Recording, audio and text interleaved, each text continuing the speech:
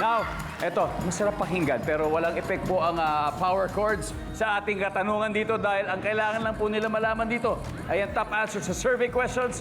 Kayang-kaya nila yan. So let's play round 1. Rocky and Raji, let's play Family Feud.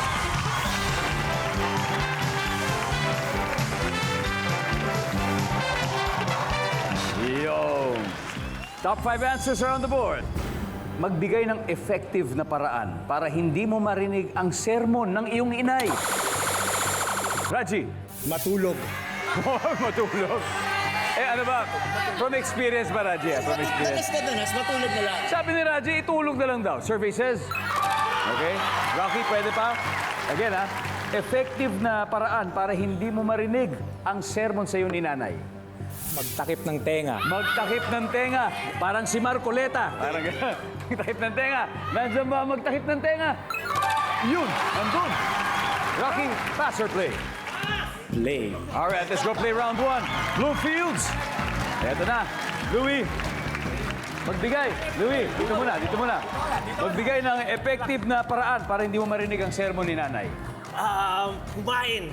Kumain. Nandyan ba ang kumain? Wala yung kumain. Lakad. Ano pa kaya? Effective na paraan para hindi mo marinig ang sermon ni nanay. Makinig ng music. Nandyan ba ang earphones? Top answer.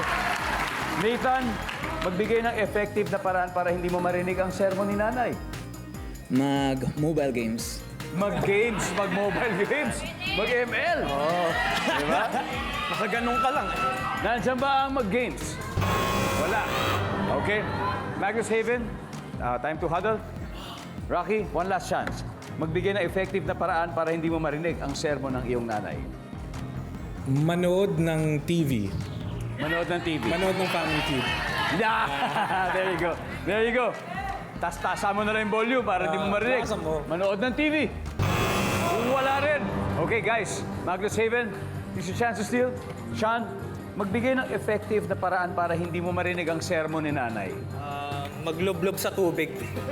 Maglublob sa tubig. Papasok ka sa drum. David. Tumambay sa banyo. Tumambay sa banyo. Okay. Ray. Magbingi-bingihan. Yun ang interesting, magbingi-bingihan. Parang walang naririnig, no? Ang galing ng suggestions Ano? nila. Raji, ano Nakakatulog kaya? po. Sa akin, umalis ng bahay. Pwede, no? So in other Umalis words, ng bahay. lalayasan mo. Lalayasan na lang, lalayasan na Pero lang. sabi nila, umalis ng bahay o lalayasan na lang daw. To steal the round. Nandiyan ba yan? Survey?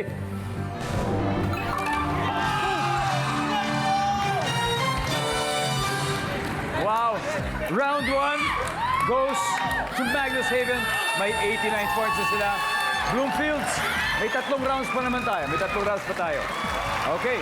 Tignan po na natin kung ano yung nasa board. Survey says number 5. Magkulong sa room. Similar, parang pareho sa room. Pero CR, baka pareho na rin yun.